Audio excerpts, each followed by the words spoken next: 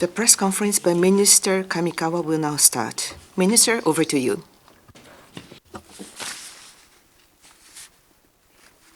At today's cabinet meeting, understanding was reached to hold the 9th Tokyo International Conference on African Developmental TICAD 9 from 2025 August 20th to 22nd in Yokohama, and on that occasion to conduct 5th Noguchi Hideyo African Prize presentation ceremony. Also on August 24 to 25 this year, TICAD ministerial meeting will be held in Tokyo, which I will be chairing. As countries in Global South is projecting a big presence in the world, strengthening cooperation with African countries, a part of Global South, through TICAD, serves Japan's economic security as well as national interest, and would lead division and confrontation in international community to cooperation. In the spirit of emphasizing support to Africa for their ownership in leading their own development and partnership, Japan has been working on TICAD over 30-year period. At this year's TICAD ministerial meeting and next year's TICAD 9, Japan-Africa cooperation will be further strengthened. That's it from me. Thank you. Any questions, please raise your hand and please use a microphone naturally appointed and mention your name and affiliation. NHK Igarashi-san.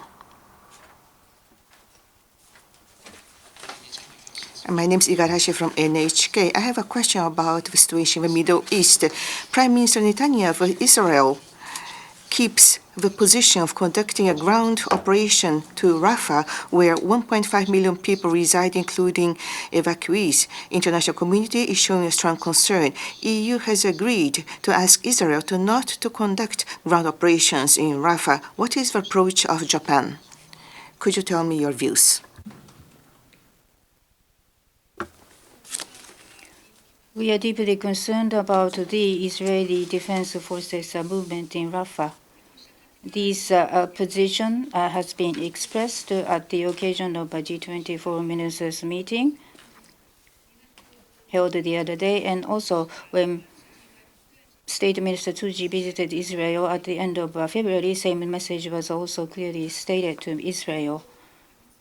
Population is dense in Rafah, and if no sufficient measures are taken to protect and evacuate civilians and military operation continues, then that would engender a further number of victims, which will invite further calamity, making it increasingly difficult further to have a humanitarian assistance activities.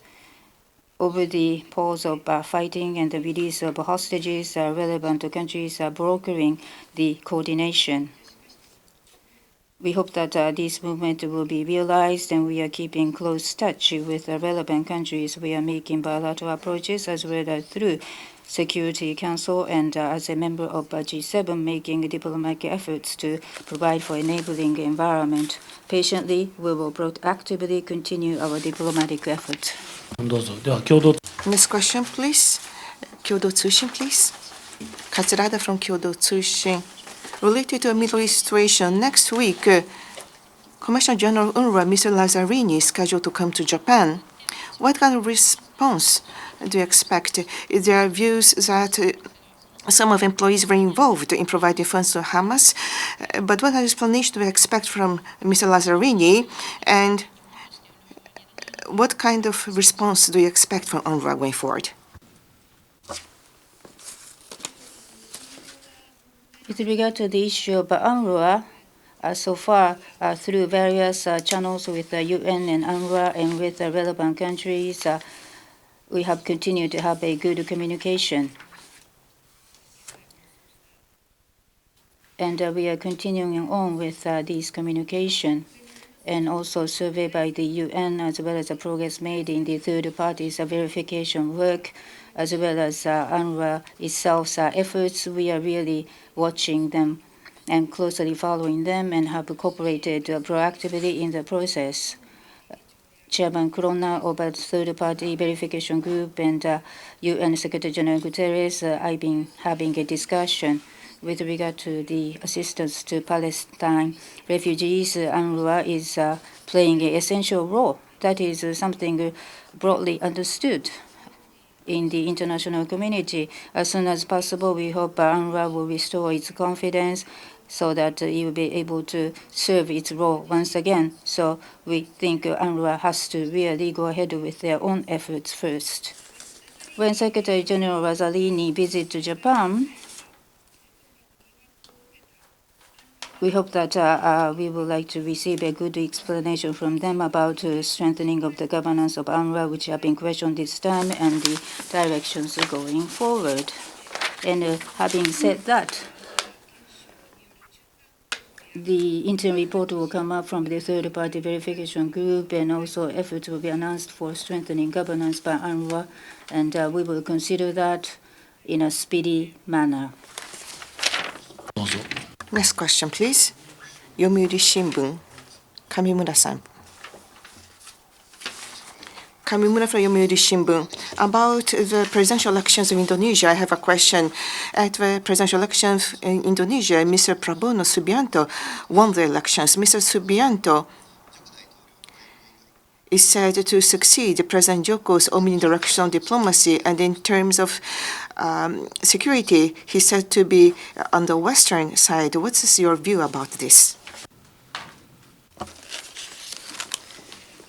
At the Indonesian presidential election, the candidate, Prabowo Subianto, the current defense minister, have been elected, and I would like to congratulate him.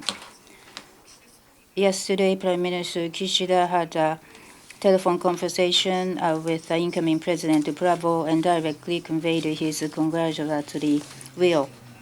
Japan and Indonesia shares the fundamental principles and value, and in broad areas of politics, economy, and culture, we have a comprehensive and strategic partnership based on the historic relationship. Under new president, already efforts have been underway in infrastructure development, environment, energy, HRD, defense, security. All these bilateral cooperations have been going on in these areas, as well as the close cooperation in the region and in the international situations, and these efforts are to be further strengthened. Next question, please. Hokkaido Shimbun. Imai from Hokkaido Shimbun. At the recent presidential election in Russia, I would like to ask a question about validity of elections that took place in northern territories. At the presidential elections, Japanese government took the position that elections taking place in areas of Ukraine annexed by Russia is a violation of sovereignty and territorial integrity of Ukraine, and that is not permissible. The elections took place in the northern territories as well. Just like the areas annexed in Ukraine, position of Japan is that this is an area illegally occupied by Russia. What is your view about the validity of those elections? First of all, northern territories, these are the islands that Japan claims its sovereignty over.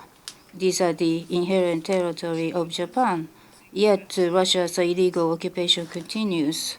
With regard to the Russian presidential elections and so forth, in Northern Territory, as if Russia's jurisdiction has been the premise based on which activities have been unfolded. And this is something we can never accept from Japan's viewpoint of Northern Territory, and it is unacceptable. Illegal occupation continues by Russia in the Northern Territory. Many problems also continue. In order to fundamentally resolve them, the Northern Territory issue per se needs to be resolved. As a result of Russia's aggression against Ukraine, Japan-Russia relationship have become much more severe. Unfortunately, nothing concrete has been happening in the negotiation of a peace treaty. However, government would like to uphold the position to resolve the Northern Territory issue and conclude the peace treaty. Next question, Katsurada-san from Kyodo Tsushin. Katsurada from Kyodo Tsushin. I have a question about the World Cup preliminary scheduled to take place in Pyongyang on October 26. You have announced that you are going to send government officials to North Korea, but is that going to be suspended?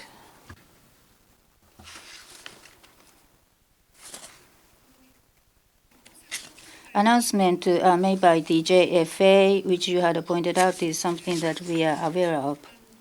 As for the secondment dispatch of government officials to Pyongyang, its purpose is to support Japanese people in relation to a soccer Japan-North Korea match. If there is no match to be held in North Korea, then there is going to be no dispatch of government officials. Thank you. This concludes the press conference. Thank you very much.